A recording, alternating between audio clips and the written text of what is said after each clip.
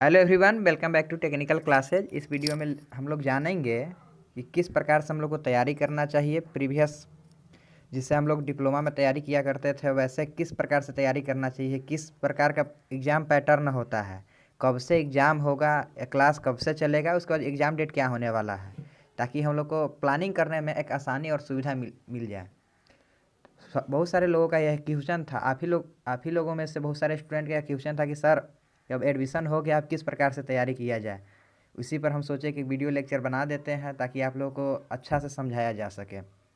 अब देखिए, एडमिशन हो गया है तो अब एडमिशन के बाद हम लोग का मेन पर्पस होता है कि सर एग्ज़ाम होगा, और एग्ज़ाम जानते ही हैं कि डिप्लोमा से कई ज़्यादा ज़्यादा पेपर होते हैं इसमें, और बहुत बड़ा सिलेबस भी होता है।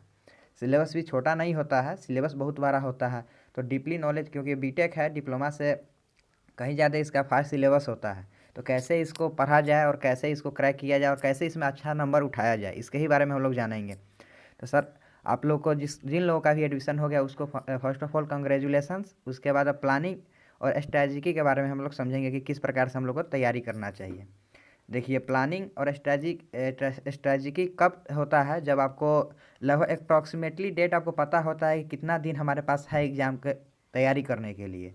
तो उससे पहले हम लोग क्या करते हैं, क्लास कब से स्टार्ट होने वाला है और कब तक एग्ज़ाम डेट होगा, इसके बारे में पहले हम लोग समझ लेते हैं। जैसे कि अभी जहाँ तक हमें पता चला है कि सेकेंड सेम जिनका अभी तक एग्ज़ाम हो जाना चाहिए उनका एग्ज़ाम अभी तक नहीं हुआ है। उनका एग्ज़ाम का डेट आया है, जो कि मतलब कि उनका एग्ज़ाम का डेट आया है जनवरी में एग्ज़ाम उनका होने वाला है और फरवरी तक जाएगा। मतलब 10 फरवरी तक प्रैक्टिकल लेकर 10 फरवरी तक उन लोग का एग्ज़ाम जाने वाला है। इसका मतलब है कि 10 फरवरी के बाद ही हम लोग का क्लास स्टार्ट होगा, क्योंकि जब तक सेकेंड सेम थर्ड सेम में नहीं जाएंगे, जब तक हम लोग एली वालों का तो जाना मुश्किल है ना जी। छः छः या सात लड़कों को तो नहीं पढ़ाएंगे सर, क्योंकि हम लोग का जो क्लासमेट होंगे सेकेंड सेम वाले ही जो थर्ड सेम में अब जाएंगे, तो उनका भी एग्ज़ाम हुआ ही नहीं है। उनका एग्ज़ाम ख़त्म होने वाला है 4 फरवरी को। उसके बाद प्रैक्टिकल वगैरह लेके समझिए 10 फरवरी तक उन लोग इंगेज होंगे। तो हम लोग का लगभग क्लास कब से स्टार्ट होगा, तो हमें जहाँ तक लगता है फरवरी में ही स्टार्ट होने वाला है, उससे पहले क्लास स्टार्ट नहीं होगा। अब बात कर लेते हैं कि एग्ज़ाम डेट कब होगा। तब जब फरवरी में क्लास स्टार्ट होगा तो सर क्या 1 महीना में एग्ज़ाम ले लेगा? ऐसा होता था एली वालों के साथ, हर समय होता था, क्योंकि हम लोग पीछे से आते थे। उन लोग का एकेडमिक ईयर चलता रहता था, उन लोग का पढ़ाई थर्ड सेम का चलता रहता था, और हम लोग अंत में आते थे। इस कारण से 1 से 2 महीना में, 1 से 1.5 महीना में ही हम लोग का एग्ज़ाम हो जाता था। लेकिन अब अभी जो फ़िलहाल स्थिति है उस प्रकार से हम लोग क्या है, हम लोग उनसे पहले आ चुके हैं। मतलब उनका एकेडमिक ईयर स्टार्ट नहीं हुआ है सेकेंड ईयर का, उससे पहले ही हम लोग आ चुके हैं। तो इसका हम लोग को कुछ ना कुछ बेनिफिट भी लेना चाहिए, क्योंकि कम से कम किसी भी बोर्ड का नियम होता है, अगर 6 महीना का एग्ज़ाम है तो 3 महीना कम से कम आपको देगा। इसका मतलब फरवरी से 3 महीना जोड़ लीजिए आप, मार्च अप्रैल मई के आसपास में आपका एग्ज़ाम होगा, तो 3 महीना वहाँ देगा और 2 महीना पहले से आपके पास है। मतलब टोटल मिलाकर आपके पास 5 महीना मिल रहा है एग्ज़ाम का तैयारी करने के लिए।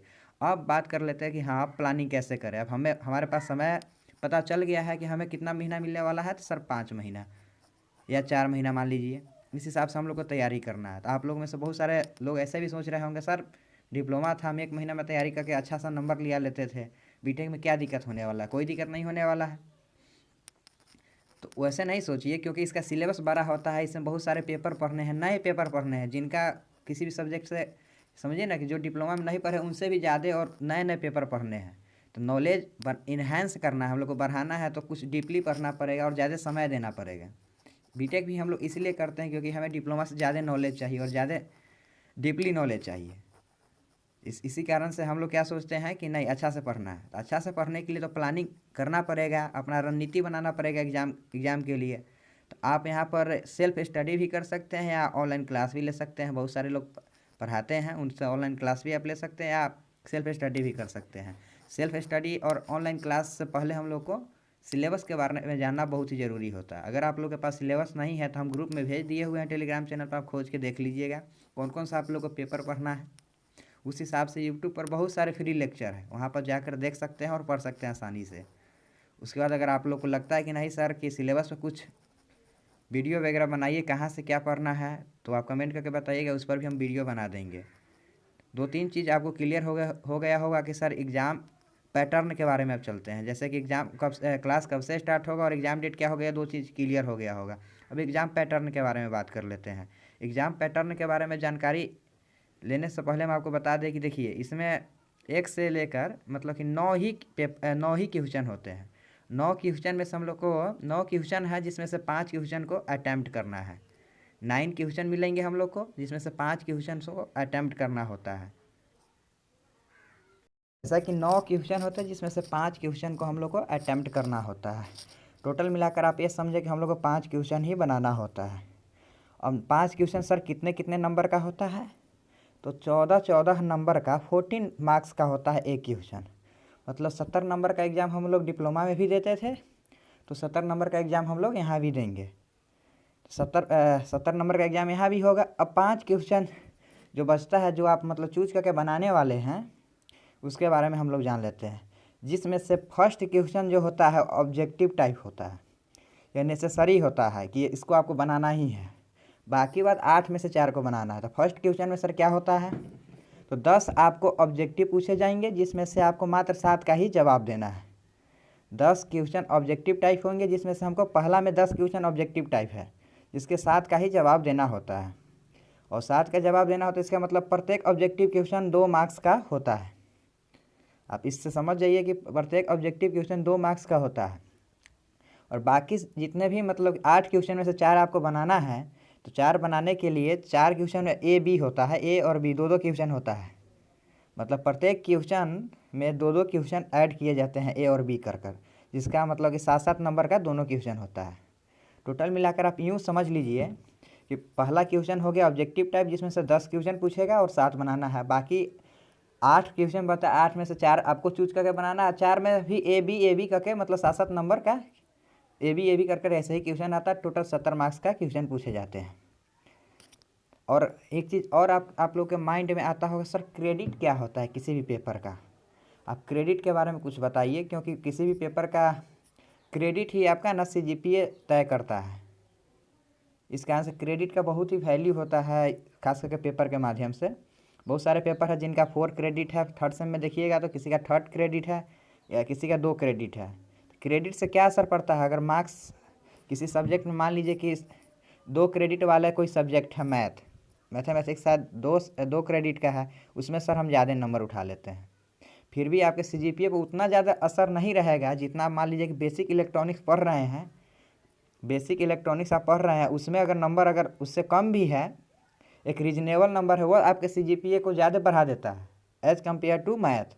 मतलब क्योंकि इसका क्रेडिट ज़्यादा है, इसका वैल्यू ज़्यादा है, तो वैल्यू इसका ऐड भी ज़्यादा होता है। तो क्रेडिट का यही वैल्यू होता है कि सर जिस सब्जेक्ट का भी क्रेडिट ज़्यादा है ना, उसमें अगर ज़्यादा नंबर उठाते तो सबसे ज़्यादा आपको फ़ायदा मिलने वाला है CGPA और SGPA जो बनता है उसमें। तो क्रेडिट से भी समझ गए होइएगा कि क्रेडिट का क्या वैल्यू और क्या योगदान है उस पेपर के लिए। अब बात कर लेते हैं, एक और भी क्वेश्चन आप लोग के लिए था।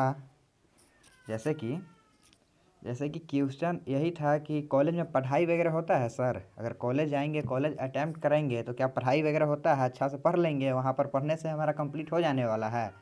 तो देखिए जस्ट लाइक डिप्लोमा होता है। डिप्लोमा में वैसे ही आपको 5 पेपर का एग्ज़ाम है, तो 2 पेपर के टीचर अच्छे मिल जाते हैं, बाकी 2 पेपर घिसने वाले मिल जाते हैं। उसी तरह सब कॉलेज में यही हाल है कि सभी टीचर अच्छे होते हैं। हमें नहीं कह रहे कि टीचर अच्छे नहीं होते हैं, मतलब बहुत सारे लोगों का पढ़ाई आपको समझ में आएगा, बहुत सारे लोगों का नहीं समझ में आएगा। तो 5-6 ऐसे टीचर मिल जाएंगे, अगर 8 पेपर का एग्ज़ाम है तो समझ में आ जाएगा, पढ़ लीजिएगा, समझ जाइएगा। और 2-3 लोग ऐसे भी मिल जाएंगे जिनका पढ़ाई आपको समझ में ना आए। तो मतलब मिला जुला कर ऐसे ही चलता है। उसके बाद बात कर लिया जाए कि सर कि क्या सब्जेक्ट वाइज आप कुछ वीडियो बनाइएगा, तो देखिए अगर आप लोग का कमेंट में अगर प्रॉपर एक सब्जेक्ट का नाम लेकर बताइएगा तो उस पर हम वीडियो ज़रूर बनाएंगे कि उसका कैसा तैयारी करना चाहिए। जो भी आपको लगे कि नहीं यह बहुत हार्ड है हमारे लिए, तो उसके बारे में गाइडेंस हम दे सकते हैं। अगर यह वीडियो अच्छा लगा तो लाइक कर लीजिएगा वीडियो को, चैनल को सब्सक्राइब कर लीजिएगा ताकि रेगुलर नोटिफिकेशन आपको मिलता रहे, और दोस्तों में भी शेयर कर दीजिएगा। Thank you.